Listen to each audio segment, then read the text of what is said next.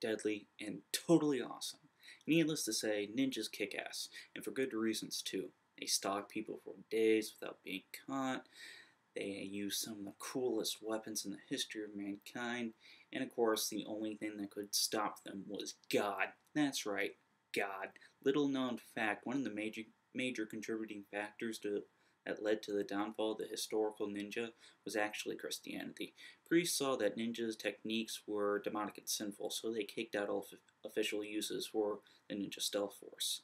Since then, ninjas have been popping up everywhere in novels, movies, and of course, anime. Ninjas in anime take many different forms, everything from the orange-clad Naruto to Ninja Scrolls Jubei. Love them or hate them, they've been a giant part of the anime since the beginning. Which brings us to our current topic, Gatchaman. Gatchaman has a very long and confusing history when it comes to it being shown on American borders, so let's go ahead and start off with a new segment I like to call Anime History 101. They're known to me. They are the Galactor Group. Sometimes they are 5, sometimes only 1. The mysterious white shadow that steals close to its prey. They are the Science Ninja Team. Gatchaman originally aired in Japan between October of 1972 and September of 1974. The show was about a team of 5 young teens who formed the Science Ninja Team Gatchaman as they fought the evil forces of Galactor. The members of the team were as followed: Ken, the Eagle, who was the leader of the team, Joe the Condor, second in charge and the team's badass, June the Swan, electronics and demolition expert, Junpei the Swallow, reconnaissance expert, and finally Ryu the Owl, pilot of the team's ship, the Phoenix. The show was a major hit, so much so that in 1978, American television producer Sandy Frank translated the series and converted Gatchaman into a Saturday morning kids cartoon called Battle of the Planets. This version was your basic American localization treatment. They took out all the darker elements of the show, like the death and alcohol, and removed anything that might have seemed foreign. So they weren't ninjas anymore. Yeah, sorry, ninjas are foreign, and thereby non-American, and anything that's un-American will obviously corrupt our children. Yeah, I hate it when they localize a series. The names were also changed. Now they were Mark, Jason, Princess, Keop, and Tiny. The core story was the same, but the censoring really brought down the quality of the show. But with that being said, it was nowhere near as bad as G-Force!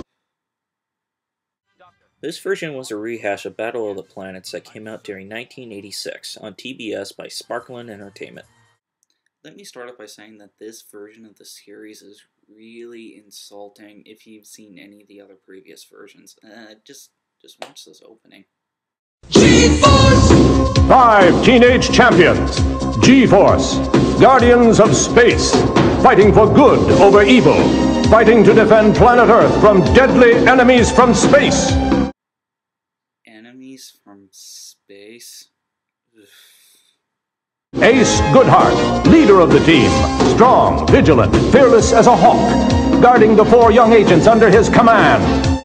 Ace Goodhart? Seriously, you gotta be kidding me. And wait, Hawk? He's the Eagle. Dirk Daring, second in command. A crack marksman with the eye of an eagle and nerves of steel.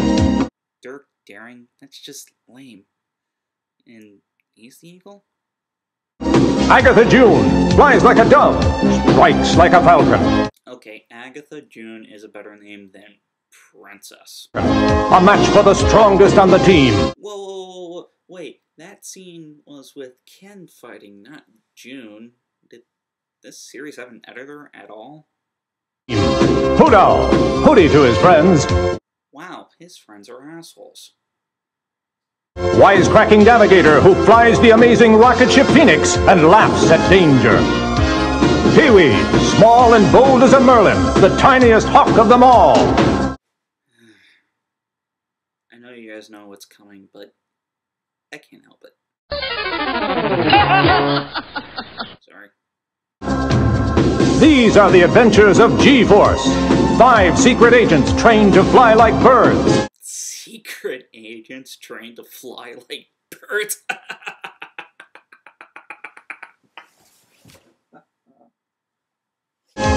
G-Force, Guardians of Space. Needless to say, this version doesn't hold up to its predecessors. And finally, we have what we're reviewing today, which is a Gatchaman OVA, made in 1994 by the same studio that created the original series, Tatsunoko Productions. Well, with all that under our belts, let's go ahead and get into the Gatchaman OVA.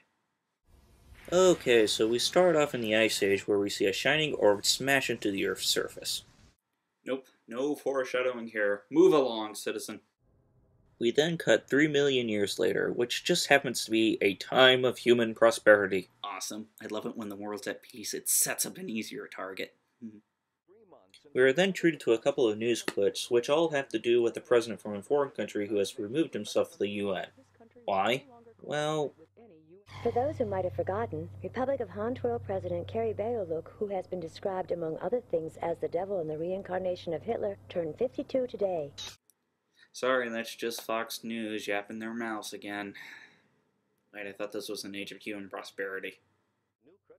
Another anchor says the president's leaving has something to do with not pursuing science enough, and it's all because of a Dr. Kazubaru Nabu. In case I forgot to mention this, Dr. Nabu is the creator of the Gatchaman Force. We then cut to a city being destroyed by a giant mecha turtle. Yeah, it sounds bad on paper, but just look how freaking awesome this thing is.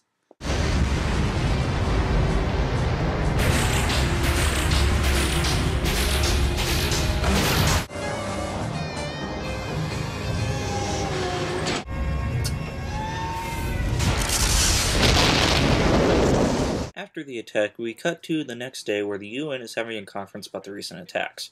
Dr. Nabu says that the attacks are coming from storm clouds and blah blah blah. Man, they drag on forever. Dr. Nabu finally claims that the attacks are coming from a group called the Galactor.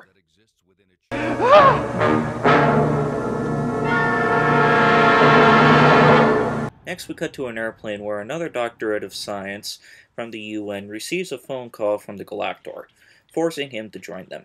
He says he needs more time when, bang! A giant mecha turtle swoops down and captures the entire airplane, passengers and all. The doctor is taken to the mech's captain, who gives him the join us or die speech.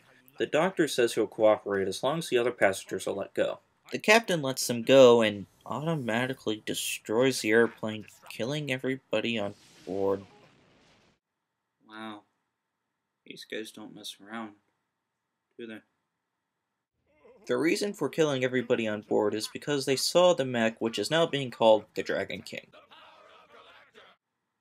Now, I have to admit that while their costumes do look pretty goofy, at least they play the role of a villain like a badass. We then cut back to Dr. Nabu, who says it's time to use their secret weapon. He calls the team leader, Ken, briefs him on the situation. We are then treated to a musical montage of each of the members of Gatchaman. It becomes clear what each member's stereotype characteristic is. Ken is the youthful leader, Joe's the angsty badass, June is the female member of the team, Jinpei, whose name is changed again to Jimmy, is the youngest member of the team, and Ryu, whose name has also been changed to Rocky, is the fat guy in the team. You know, hairstyles have never really bothered me that much in anime before, but my god, his hair is just so stupid looking. I mean, did he actually pay to have that done to him? I myself would like to think that he was just mugged by a gang of rogue hairstylists. That would explain a lot.